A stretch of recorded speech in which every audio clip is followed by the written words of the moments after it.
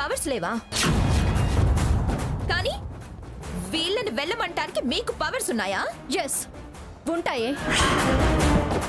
Company గురించి, వాటి rules and regulations గురించి ఏబిసిడీలు కూడా తెలియని దానివి నీకు చెప్పిన అర్థం కాదే. నీకంత అనుమానంగా ఉంటే మా శత్రువు నీకు మిత్రురాలు ఆ బొబ్బిలి బాగిరెద్ది దేవిని వెళ్ళి అడిగిరా. ఏంటి ఇంకా చూస్తే ఇక్కడే నిలబడ్డారు? Get out. ఆవిడెవరినో అడగడం ఎందుకు? మీ సంగతి గ్రాని దగ్గర తెలుస్తాను.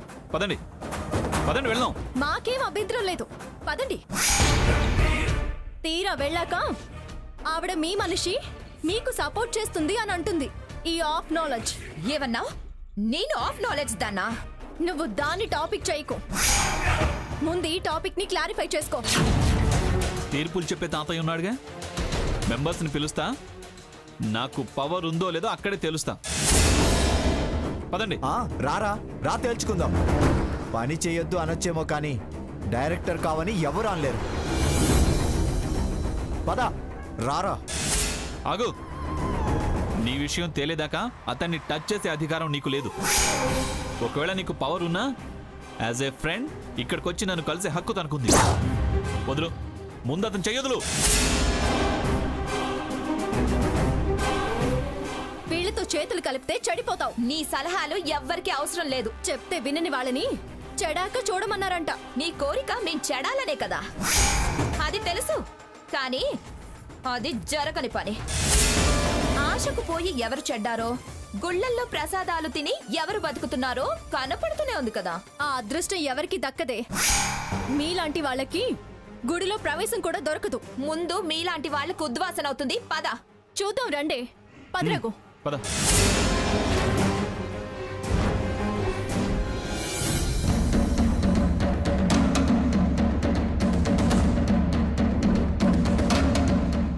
Granny, granny. ఏమిట్రా? ఏమిటా కేకలు? ఎందుకు వీళ్ళని తీసుకొచ్చావు? ఏం జరిగింది? ఏం వద్దు, ఏం కోరుకోవడం లేదు అని వెళ్ళిన వాళ్ళు మళ్ళీ హక్కులున్నాయి, అధికారాలున్నాయి అంటూ ఆఫీస్లో ప్రత్యక్షమయ్యారు.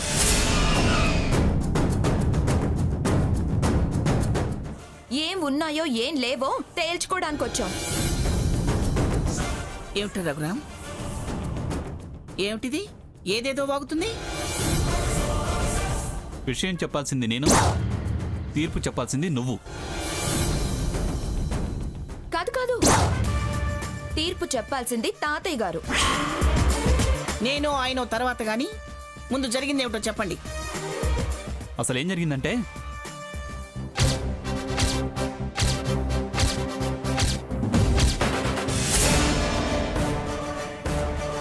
చెప్పు, ఇప్పుడు చెప్పు.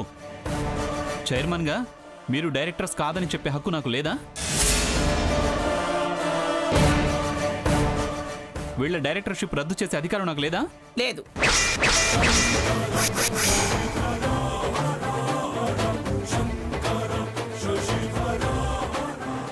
ఖచ్చితంగా నువ్వు ఈ మాట అంటావని నాకు తెలుసు. నీకు వాళ్ళంటేనే ఇష్టం. వలపక్షం చూపిస్తున్నావు. నువ్వు ఖచ్చితంగా ఈ మాట అంటావని నేను అక్కడే అన్నాను. అదన్నా నువ్వన్నా నేను చెప్పేదే నిజం. ఏంటి నిజం? ఏంటి నిజం? వాళ్లకు వచ్చే అధికారం ఉంది, బావకి తీసేసే అధికారం లేదంటావా?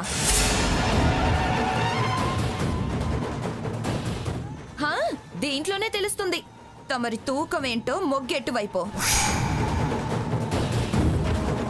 తూకాలు మొగ్గులేంటి? అది రూలు. చైర్మన్ ఇండివిజువల్ ఒపీనియను చెల్లుబాటు కాదు.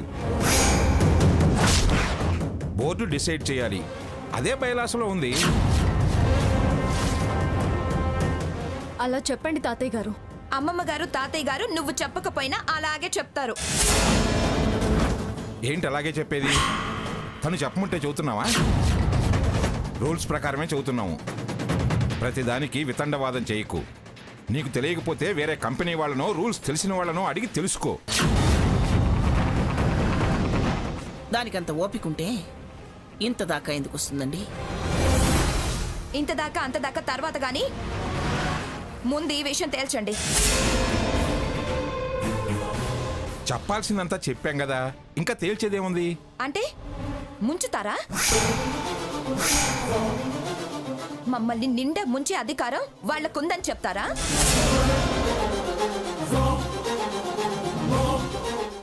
వచ్చి కాగితాలు మాయం చేసి కంపెనీని ముంచమని వాళ్ళకి చెప్తారా?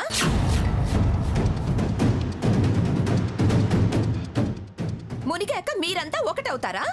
ఏంటే ఇందాక ఆఫీస్లోనే చెప్పాను కదా సర్టిఫికేట్స్ కోసమే వచ్చాడు అని. మళ్ళీ మాయం చేయడం ముంచడం అంటూ వాగుతున్నావేంటి? ఇంకొకసారి ఆ కూత కూస్తే నోటికి కుట్లేయిస్తాను, జాగ్రత్త. ఆ? నాకు కుట్లేయించి మీరు ఆఫీస్లో తిష్ట వేస్తారా? మీరేం చేస్తారో నాకు తెలీదు. వీళ్ళు మాత్రం ఆఫీస్కి రావడానికి వీల్లేదు. ఏ విధంగానూ మేము ఆపలేం.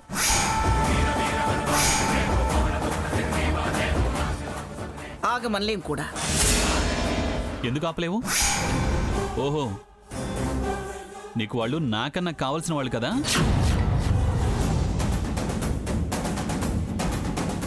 పిలు, డైరెక్టర్స్ అందరినీ పిలు, బోర్డు మీటింగ్ పెట్టించు, వీళ్ళ డైరెక్టర్షిప్ తీయించు. వాళ్ళు ఏమైనా పని పాట లేని వాళ్ళు ఏమిట్రా? రానుగానే రావడానికి, పోనుగానే పోవడానికి.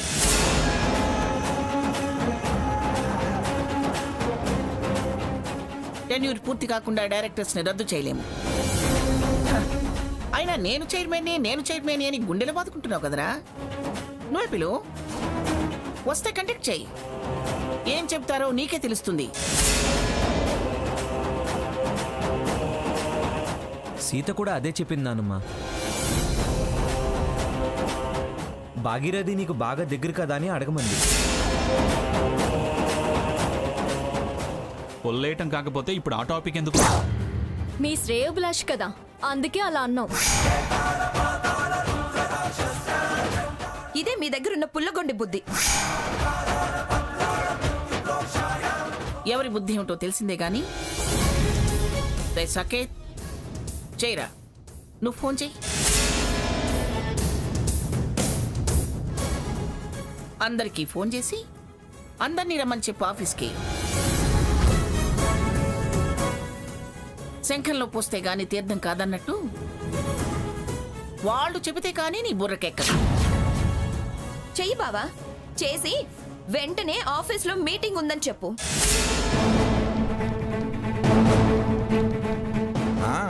చెప్పరా, చెప్పు. అజెండా ఏమిటో చెబితే గానీ రారు. ఇది అని చెప్పావనుకో, నీ తెలివి తక్కువతనమే బయటపడుతుంది.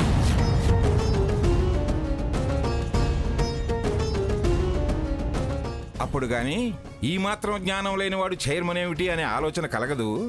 మనవడని మినిమం నాలెడ్జీ లేనివాడిని చైర్మన్ చేస్తారా అని దీన్ని నాలుగు అడగరు. చెయ్యిరా.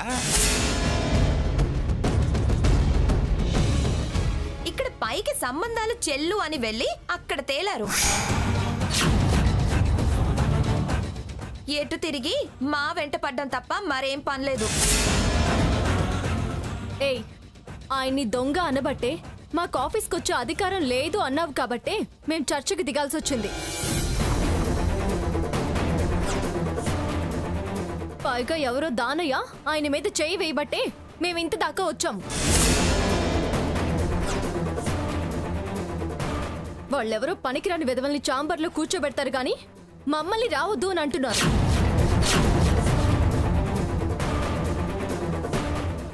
అయినా ఇప్పుడు తెలిసింది కదా మాకు అన్ని అధికారాలు ఉన్నాయి అని.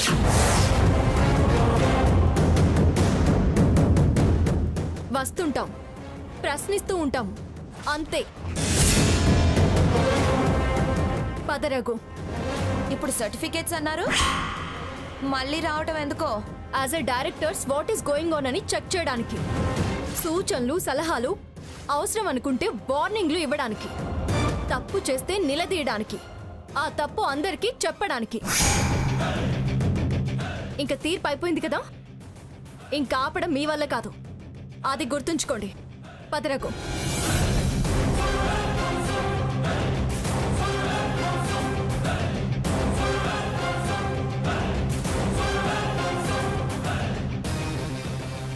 పద.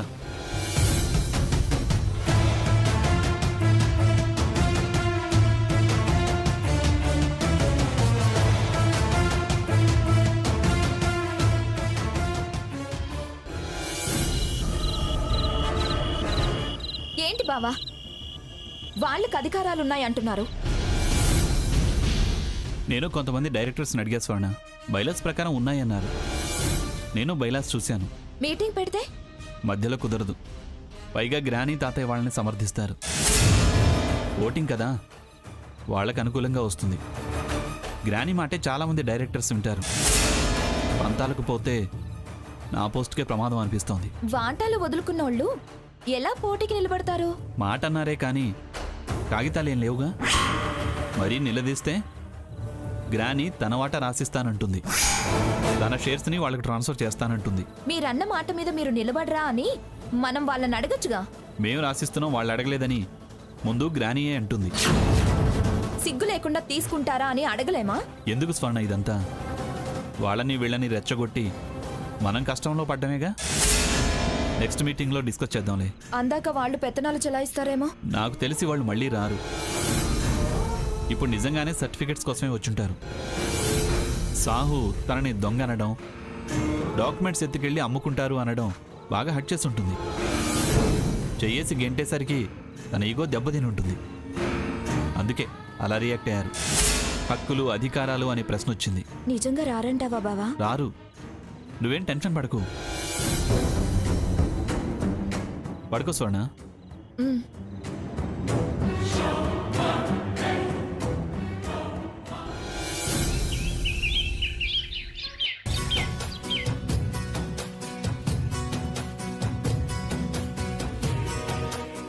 స్వర్ణ, జిమ్కి వెళ్తున్నావా? కాదు, 10K రన్కి. చూడు స్వర్ణ, నువ్వు ఎక్కడికైనా వెళ్ళు, ఎలాంటి డ్రెస్ అయినా వేసుకో, కానీ ముత్తైదువుగా కాస్త నుదుట బొట్టు పెట్టుకోవడం మంచిదమ్మా.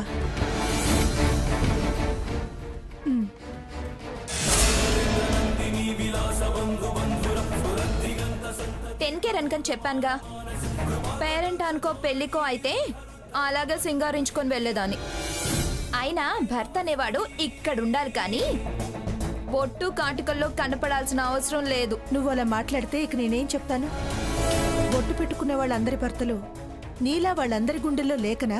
బొట్టు కట్టు మన సంస్కృతి, సాంప్రదాయం, ఆచారం. సర్లేండి, మీ పురాణాలు వినే టైం నాకు లేదు. ముత్తైదువిలా ఉండాలి అంటే పురాణం అంటావే? నాకు తెలుసు కానీ మీ సుత్త ఆపండి.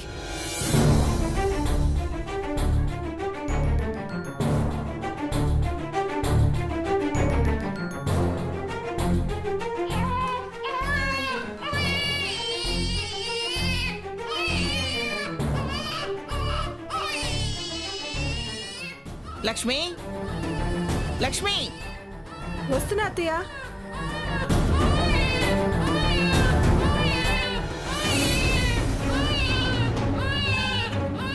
ఏంటత్తయ్య? లక్ష్మి, వాడు కుక్క పట్టేడుస్తున్నాడే. ఇంకా ఏమిటత్తయ్య అంటావేమిటే? నీకు వినిపించట్లా? వెళ్ళు వెళ్ళు, వాడిని తీసుకురా. అయ్యయ్యో, ఊరుకోనన్నా.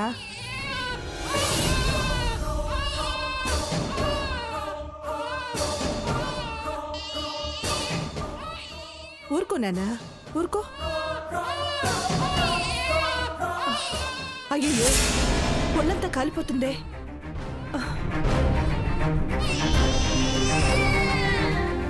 అత్తయ్య గారు, ఏమిటే? చూడండి, వీడి ఒళ్ళంతా కాలిపోతుంది. జ్వరం వచ్చినట్టుంది. ఓ అయ్యయ్యో, నా తండ్రి. నాన్న, ఏడవకు.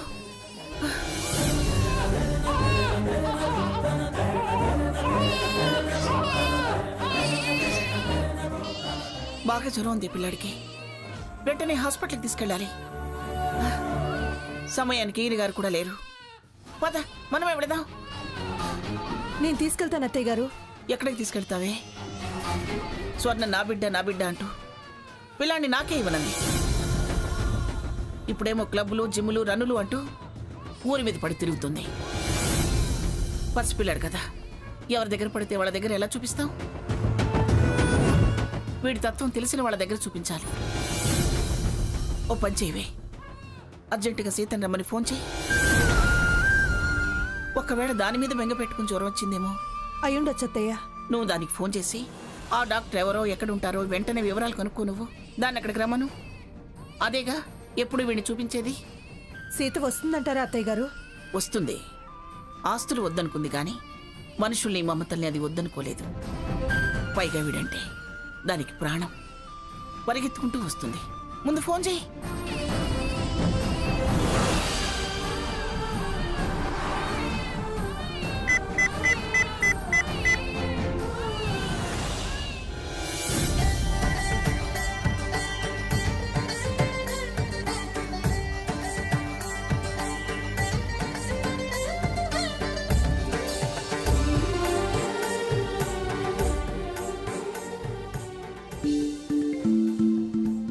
సీత ఆ, ఫోన్. ఎవరు? పిన్ని.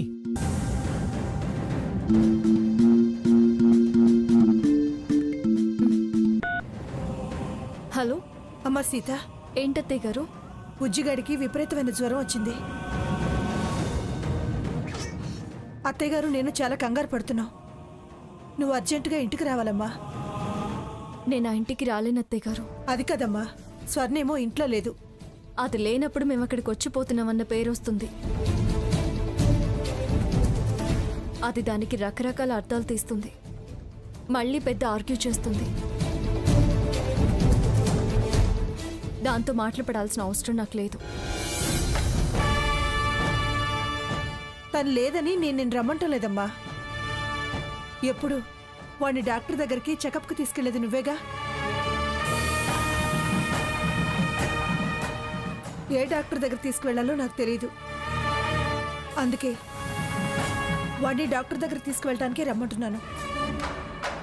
పసిపిల్లాడమ్మా, కాస్త మనసు పెద్ద చేసుకో తల్లి. అంతంత మాటలు ఎందుకులేండి అత్తయ్య గారు. మా కోపాల్ని వాడి మీద చూపించేంత మూర్ఖులమేమీ కాదు మేము.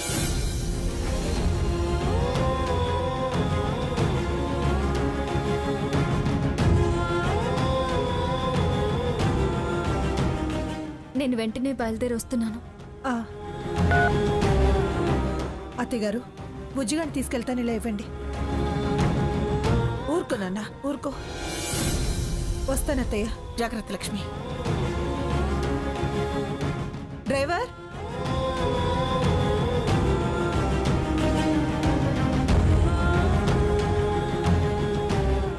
రఘు, మిగతా పనులు నువ్వు పూర్తి చేయి. వద్దు సీత, నువ్వు వెళ్తే మళ్ళీ ఆ స్వర్ణ పంచాయతీ పెడుతుంది. రఘు, అవతల పసిపిల్లాడికి బాగోలేదంటున్నారు. అత్తయ్య గారు బతిమలాడుతున్నారు. అయినా నేనేం ఆ ఇంటికి కాదు కదా వెళ్ళేది. డాక్టర్ దగ్గరికి వెళ్ళి బాబుని చూపించి తిరిగి వచ్చేస్తాను. వాడికి ఏమన్నా అయ్యి మన చేయి దాటిపోతే స్వర్ణ కూడా మనల్నే అంటుంది. పైగా నా మనసు ఆగడం లేదు. వాడు బుజ్జిగాడి గది రఘు. ఇప్పటికే చూసి 2 రోజులైంది. వాడు బెంగ పెట్టుకున్నాడేమోనని నాకు అనిపిస్తుంది. అది రాక్షసులా ప్రవర్తించిందని మనం రాక్షసులా మారితే ఎలా? వెళ్ళి చూపించేసి వస్తే నాకు కూడా తృప్తిగా ఉంటుంది, లేకపోతే బాధగా ఉంటుంది. రేపేదైనా జరిగితే అయ్యో వెళ్ళుంటే బాగుండేదే అని జీవితాంతం మనం బాధపడాల్సి ఉంటుంది. సరే, వెళ్ళి త్వరగా వచ్చే. జాగ్రత్త.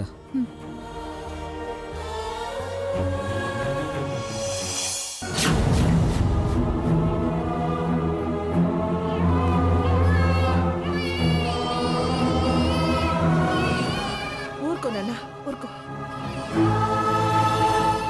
ఏమండి, చిల్డ్రన్ స్పెషలిస్ట్ని కలవాలి. ఏంటి ప్రాబ్లం?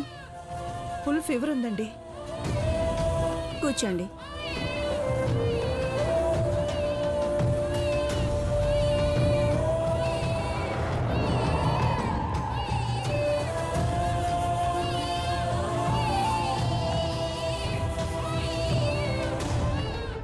పేరేంటి? లక్ష్మి అండి. బాబు పేరు? మహోన్నత్ వర్మ. ఏజ్? 6 months.